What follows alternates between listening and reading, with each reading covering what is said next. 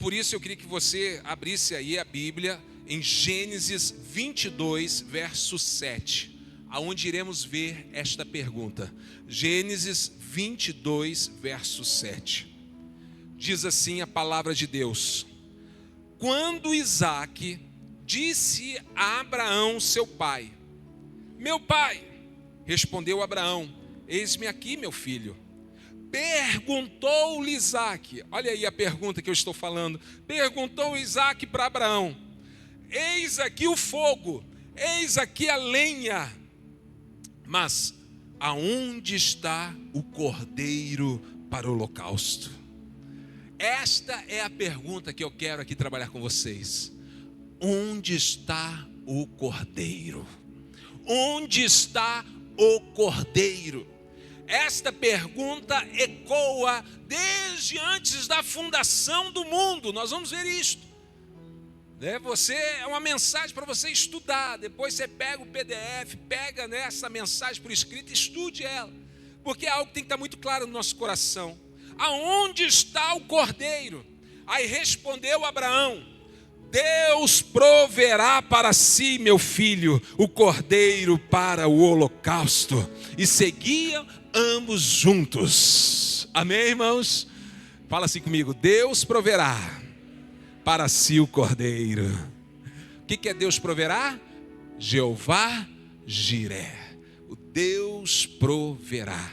Senhor Deus, lemos aqui a tua palavra e eu creio que o Senhor vai falar aqui aos nossos corações algo muito especial, Deus. Há uma presença tão forte em nosso meio e que esta revelação, Deus, esteja mais clara ainda no coração desta igreja, em nome de Jesus, amém. Onde está o cordeiro? Mas vamos falar um pouco sobre a resposta aqui de Abraão. Não é ainda a resposta mais importante, nós vamos ver lá no final da mensagem, a resposta que tem que estar clara na nossa vida. Mas Deus proverá, nos fala sobre o Deus que é Jeová Jiré, o Deus da provisão, amém? E aqui eu entro, irmãos, para relembrar com vocês a respeito disso. Colocamos aqui, assinamos este livro e agora teremos a oportunidade de trazer aqui no altar. Se você não tem, meu irmão, não perca tempo, pega hoje. Até o dia 31 você precisa trazer o teu projeto de vida, porque no culto da virada nós vamos colocar dentro da arca. E quando nós escrevemos os nossos projetos, meus estão ali. Vou entregar agora à noite, de manhã, eu deixei para entregar à noite. Está ali o meu projeto de vida. Eu coloquei aqui tudo aquilo que Deus tem gerado no meu coração de sonhos, de projetos para 2025. E muitos desses sonhos, desses projetos, olhando para eles, eu digo assim: mas Deus, é tão grande, é algo assim tão difícil. Algum deles a igreja sabe, eu tenho fala do jardim, é um projeto grande, é um projeto dentro da nossa realidade, muito audacioso. Tem um outro projeto que é mais doido ainda, mais louco, mas eu estou pedindo a Deus: Deus, me dê estratégia, me dê condições, enfim, que é comprarmos um terreno para o estacionamento. Amém, irmãos? Isso é loucura, comprar um desses terrenos aqui, o pessoal pede 1,5 milhão, 2 milhões, 2,5 milhões, e aí vai para um terreno pequenininho. Onde tem esse dinheiro? Não sei, mas eu posso responder como Abraão respondeu para Isaque: Deus proverá. Se eu tenho visão, se Deus gerou dentro de mim uma visão, um sonho, Ele é o Deus da provisão. Se você tem uma visão, se prepare, porque Ele tem a provisão. O que é provisão? O recurso necessário para a visão. Provisão, recursos necessários para que a tua visão, o teu sonho se torne realidade. Fala comigo assim: o meu Deus é Jeová Jiré, o Deus provedor. Aplauda Jeová Jiré, então, aquele que é o Deus provedor.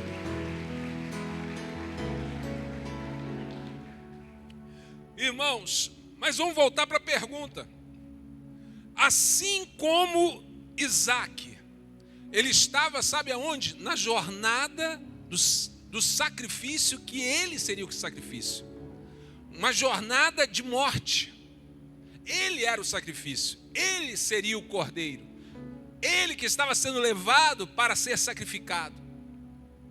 Então, assim como Isaac estava nessa jornada, neste caminho de morte, precisando do quê? Da provisão de Deus. Assim também, nós, sem Jesus, estávamos neste caminho de morte. Você entende, irmãos? Não estou falando apenas de uma morte física, mas principalmente da morte espiritual, a morte eterna. O pecado que estava sobre nós nos afasta de Deus e nos condena à morte eterna. E assim como Isaac precisava do Deus provedor, aquele que iria trazer um cordeiro para ser sacrificado no lugar dele, eu e você também precisamos de um cordeiro que será sacrificado ou foi sacrificado no nosso lugar. Quem está entendendo já, dá glória a Deus aí. Nós precisamos do quê? Da provisão de Deus. Precisamos desse Deus provedor. Assim, irmão, reconhecemos que sem Ele não somos nada, não podemos nada, dependemos totalmente de Deus. Agora, irmãos, o plano de salvação com o Cordeiro de Deus, entenda que não é um plano B de Deus. Sabe o que aconteceu? Deus criou o homem lá no jardim do Éden, colocou lá o homem, a Eva, e de repente Eva e Adão pecaram e pegou Deus de surpresa. Pegou Deus ali, né? E ele não esperava aquilo, o pecado do homem. E agora Deus teve que improvisar, preparando o seu filho para ser enviado para a terra e morrendo na cruz do Calvário. Então foi o plano B, porque o plano A era o jardim do Éden. Errado. Nada pega Deus de surpresa, nada, Deus, né, não tem todo o controle nas suas mãos, todo o domínio. A palavra de Deus é muito clara quando diz que o cordeiro já estava preparado antes da fundação do mundo. Olha o que diz Apocalipse capítulo 13, verso 8. E adorá-la-ão todos os que habitam sobre a terra, aqueles cujos nomes não foram escritos, os seus nomes foram escritos no livro da vida do Cordeiro que foi morto desde a fundação do mundo. Então veja que desde a fundação do mundo, antes da criação do homem, antes do homem cair, Deus já tinha estabelecido o Cordeiro. Deus não foi pego de surpresa, sempre teve dentro da direção de Deus. Nada sai do controle de Deus. Então, meu irmão, o que eu quero dizer com isso para você? Não sei o que você está passando, o momento que você está passando na sua vida, talvez passando por um tempo difícil, dizendo assim, mas eu acho que Deus não está vendo. Deixa eu falar, Deus não perde o controle de nada, tudo está debaixo. Sabe, eu tenho dito nas lives, quem acompanha tem visto lá, eu falei várias vezes isso.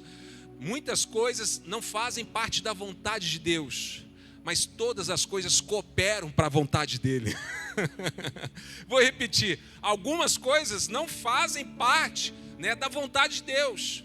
A morte não faz parte da vontade de Deus, a doença não faz parte, enfim, essas coisas são consequências naturais deste mundo sem Deus que nós vivemos. Lá do pecado original traz tudo isso. Nada das aflições que nós passamos fazem parte do plano de Deus, da vontade de Deus. Mas uma coisa eu tenho certeza, se nós confiarmos nele, todas as coisas, mesmo que não seja da vontade dele, mas todas as coisas vão cooperar para que a vontade dele aconteça na sua vida. Por quê? Porque Deus não perde o controle, Deus é soberano, Ele está sentado num trono de glória, e todo o domínio, todo o poder, todo o governo está nas mãos dele. Apenas confie, apenas confie. Muito bem, irmãos, falei sobre qual é a pergunta é essa, né? Onde trazemos essa mensagem, lembrando da palavra de Isaac, onde está o cordeiro? Mas qual a nossa ligação com este cordeiro? Eu sempre gosto de trazer na mensagem algo prático para as nossas vidas, e para entendermos a nossa ligação com o cordeiro, vamos voltar para a Páscoa original. Porque a Páscoa que nós conhecemos nos fala, né, da morte de Jesus, a mensagem da Santa Ceia, do sacrifício, a entrega de Jesus, a cruz do Calvário. Mas esta data da morte de Jesus não foi aonde inaugurou a Páscoa. Foi no momento em que o povo de Israel já realizava a Páscoa. E que Páscoa é essa? Se você for para o Antigo Testamento, você vai ver o momento em que o povo de Deus, o povo de Israel, né, o povo judeu, saiu do Egito. E na grande noite da 10ª praga, onde o povo foi liberto, Faraó permitiu a saída deles, foi o momento em que a morte passou pela terra do Egito. E todas as casas que não estavam marcadas pelo sangue, a morte entrava e levava o primogênito. Vamos ver o que está escrito? A gente vai entender então a nossa ligação com o Cordeiro. Êxodo capítulo 12, verso 8. Olha o que diz a palavra de Deus. Naquela noite comerão a carne assada no fogo, com pães asmos e ervas amargas a comerão. Não comereis do animal nada cru, nem cozido em água, porém assado ao fogo. Olha o detalhe, a cabeça, as pernas e até a fressura, tudo deve comer. Nada deixarei deles até pela manhã. O que, porém, ficar até pela manhã, vai ser queimado. Desta maneira comereis com os lombos cingidos, outro detalhe, com os lombos cingidos, ou seja, com um manto, cobertos, com sandálias nos pés e o cajado na mão, como leeis à pressa, porque é a Páscoa do Senhor. Irmãos, qual a nossa ligação com esse cordeiro, aonde aqui no Antigo Testamento está falando desse cordeiro? Primeira coisa, a morte passando pelas casas. Quando ele encontrava uma casa, ele entrava na casa e a morte entrava e o primogênito era ceifado. Não importa qual casa, se era do faraó ou se era de um servo, não importa. Em todas as casas a morte entrava.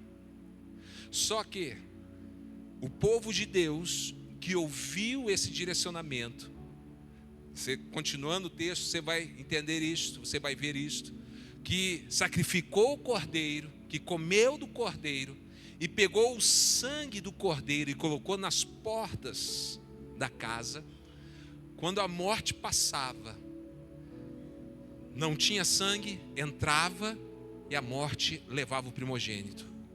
Mas quando ele passava na casa do povo de Deus, havia a marca do sangue.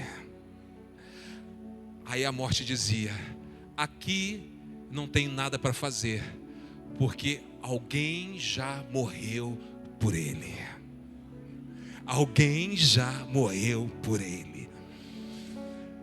Ah, meu irmão, quando a morte ela começa a rodear as nossas vidas, ou quando chegarmos lá na frente, porque todos nós iremos passar por esse dia ao fechar os nossos olhos nesta terra, a morte querendo nos levar para a morte eterna, vai olhar para mim, para você e vai dizer: este eu não posso levar, porque alguém já morreu por ele.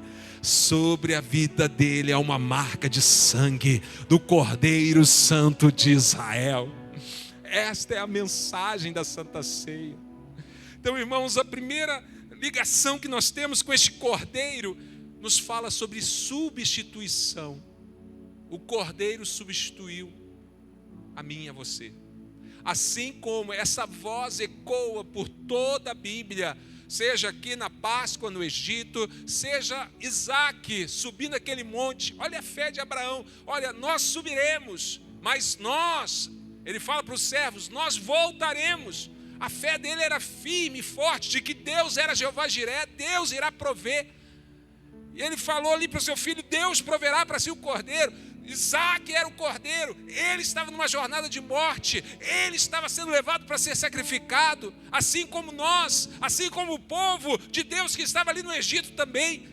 Mas o Deus que é Jeová Jiré substituiu.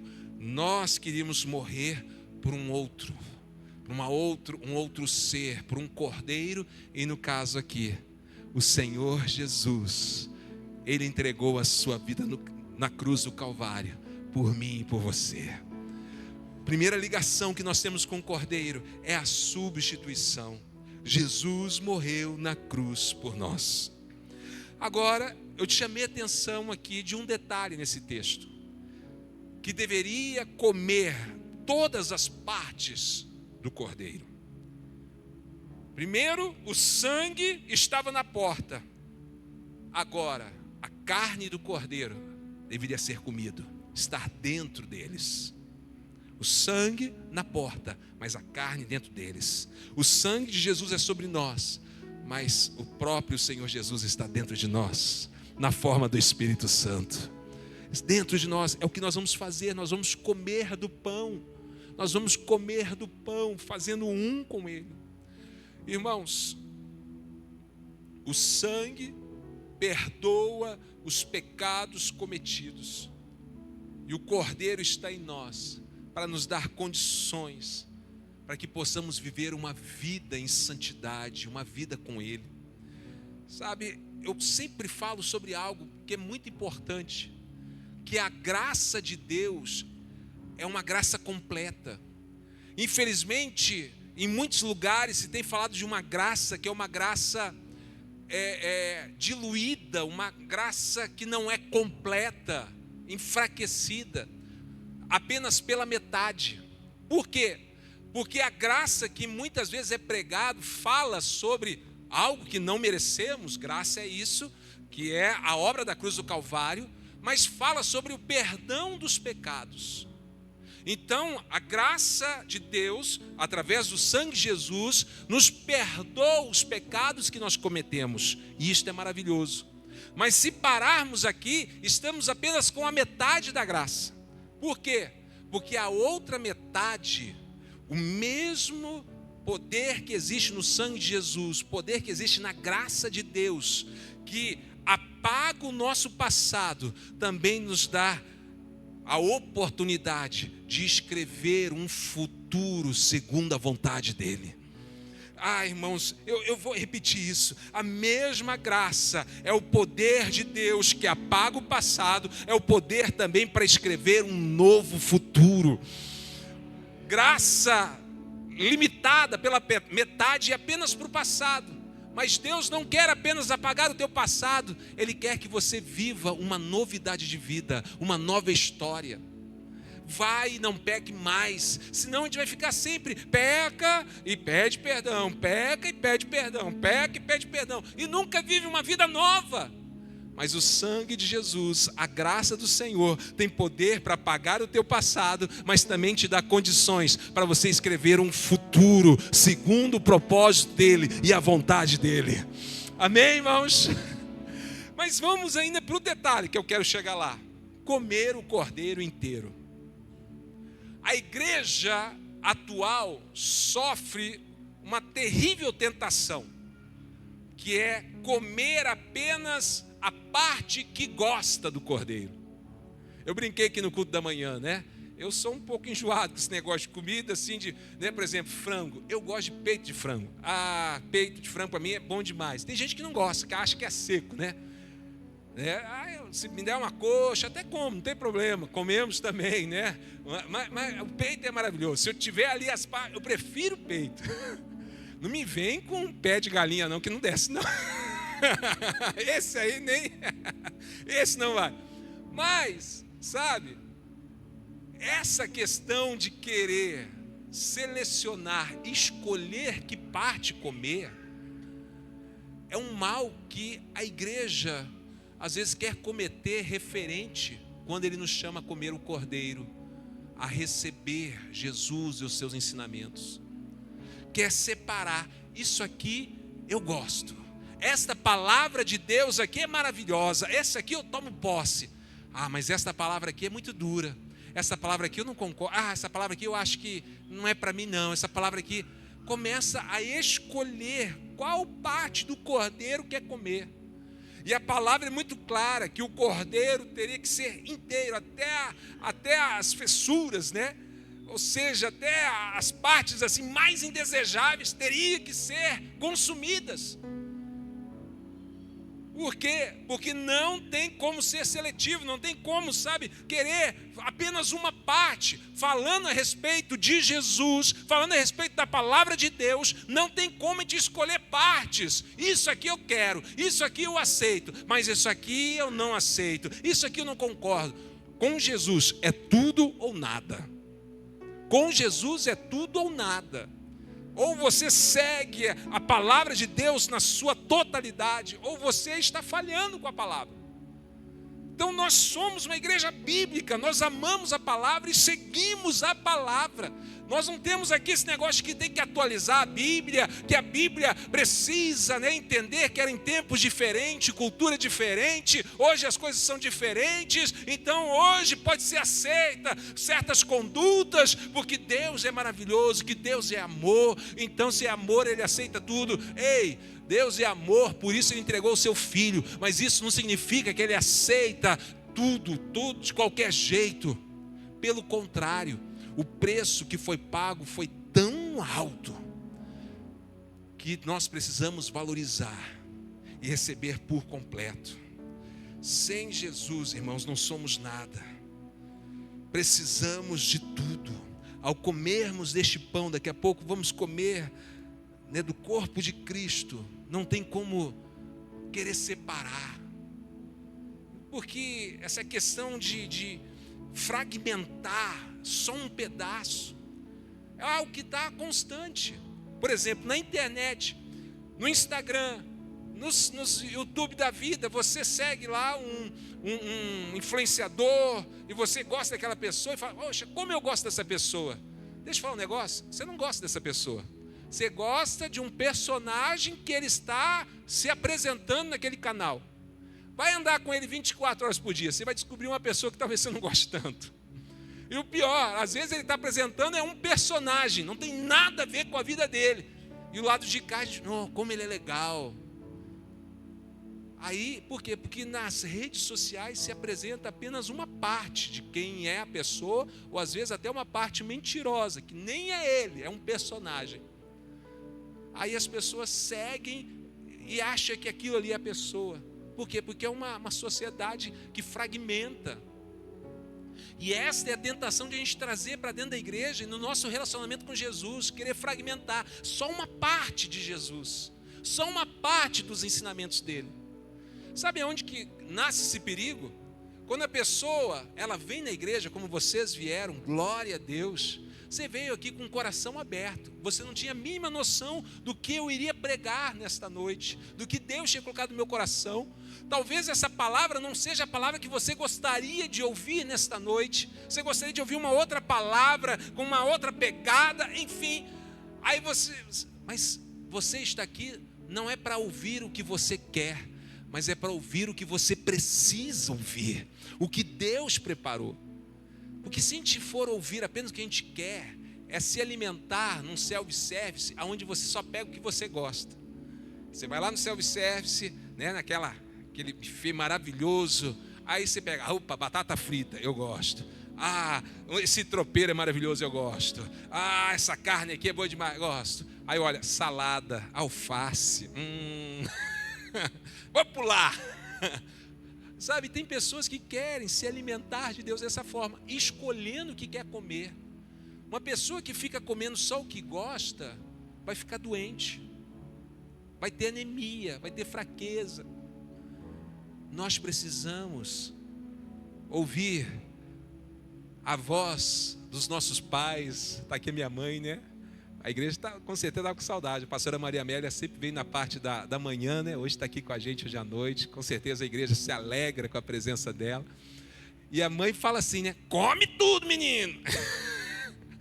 Ah, mas eu não gosto, não interessa esse negócio, não gosto. Come esse negócio aí. Por que os pais castigam a gente desse jeito? Porque sabe o que nós precisamos? Querem o nosso melhor. Se a gente for comer só, a criança começou aqui igual, só come bala, só come chocolate, só come doce. Os pais não deixam. Aí tem gente que é igual uma criança, quer comer só o que gosta. Aí sabe o que ela faz? Ah, Hoje sabe o que eu vou fazer? Ao invés de ir na igreja, porque, não sei, as palavras lá estão meio estranhas, não sei não, estou gostando. Eu vou procurar aqui na internet aquilo que eu gosto de ouvir. Eu gosto de ouvir uma palavra de prosperidade, uma palavra para cima. Aí põe lá no YouTube e começa a buscar uma pregação que lhe agrada. Aí começa a ouvir, não gostei desse aqui não, vou pular para outra. Aí vai pulando de pregação em pregação até achar aquela pregação que te agrada. O que você está fazendo? Está selecionando, fragmentando o corpo de Cristo. E isso, irmãos, é tão forte que está já escrito na Bíblia que iria acontecer. 2 Timóteo capítulo 4, verso 3 em diante, diz assim: pois haverá tempo em que não suportarão a sã doutrina, a palavra verdadeira. Pelo contrário, as pessoas vão se cercar de mestres, de pregadores, segundo as suas próprias cobiças, como que sentindo coceira nos ouvidos, se recusarão a dar ouvidos à verdade e vão se entregar às fábulas. Olha, está lá escrito. Parece que ele já via muito crente pulando de mensagem em mensagem até achar uma palavra que lhe agrada, ao invés de sentar aqui nessa poltrona e falar assim: Deus, estou pronto para ouvir o que o Senhor tem para mim. Se for para bater, pode bater. Se for para exortar, exorta. Seja o que for, eu quero ouvir a tua palavra. Eu não quero viver um evangelho segundo a minha vontade, mas eu quero que as minhas vontades se rendam à vontade do evangelho, à vontade de Deus, do reino. Eu não quero criar um evangelho, um Deus segundo a minha imagem, segundo o que eu quero, comer apenas as partes que eu gosto do cordeiro, mas eu quero que a minha vida seja transformada cada dia pelas verdades do evangelho. Eu vou comer de tudo. Irmãos, isso é forte demais. E por último, irmãos, ele diz ali que deveriam comer já com as sandálias nos pés, comer com a capa nas costas, com um cajado na mão. Por quê? Porque a qualquer momento a ordem viria. Chegou a hora de sair do Egito, a hora de partir. Você tem que estar preparado. Sabe por quê? Porque a qualquer momento as trombetas irão soar, o céu irá se abrir, e o Rei dos Reis, Senhor dos Senhores, o nosso amado Jesus vai se apresentar. E quem comeu de todo o cordeiro, quem tem o sangue sobre a sua pessoa, sobre a sua vida, e quem estiver pronto, não despreparado, não distraído, não dormindo, cochilando, mas com o cajado nas mãos, com a sandália nos pés, preparado para o grande dia. Este é a igreja que irá subir e vai se encontrar com Jesus. Aquela que está preparada, que não está dormindo, não está, distraída, está preparada, esperando. Oh, irmãos, esta é a mensagem da Santa Ceia. Aonde está o Cordeiro?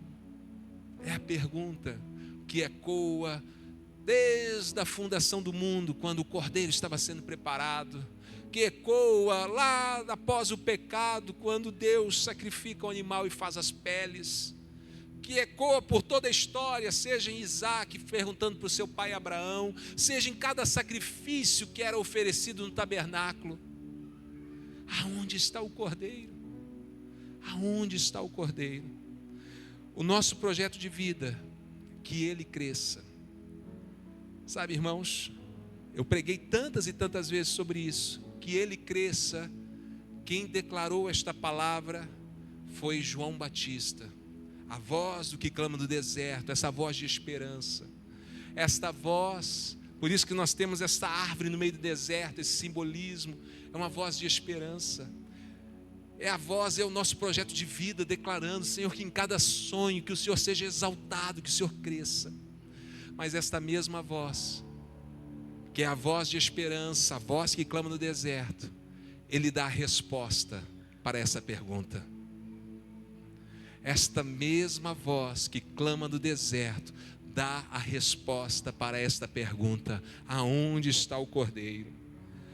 Chegou um momento em que João Batista estava com seus discípulos, e finalmente está lá em João, capítulo 1, verso 29. O diaconato pode até já se posicionando. Diz assim a palavra de Deus: no dia seguinte, viu João a Jesus, que vinha para ele. A voz do que clama no deserto. João Batista, que declarou que ele cresça, estava ali, cumprindo o seu chamado, seu ministério como profeta, estava ali batizando o povo naquele rio Jordão. Aí de repente, vem na direção dele, quem? Jesus. E quando ele olha para Jesus, ele vira para os discípulos e fala, ele responde a pergunta que ecoou por todas as páginas da Bíblia: aonde está o cordeiro? Ele aponta para Jesus e diz: eis aí o cordeiro de Deus, que tira o pecado do mundo. Aonde está o cordeiro? Em Jesus. A partir dali, poucos anos depois de uma palavra do próprio Jesus, o templo seria destruído e nunca mais houve sacrifícios. Não porque os judeus não queiram, porque eles querem voltar até com o templo e voltar com o sacrifício, está tudo preparado para isso. Mas diante de Deus não era mais necessário que alguém fosse até o templo e sacrificar novos animais, porque o cordeiro, Deus, ele preparou, ele proveu para si o cordeiro. João Batista disse: eis aí o cordeiro de Deus, que ele é suficiente, poderoso e que tira o pecado do mundo.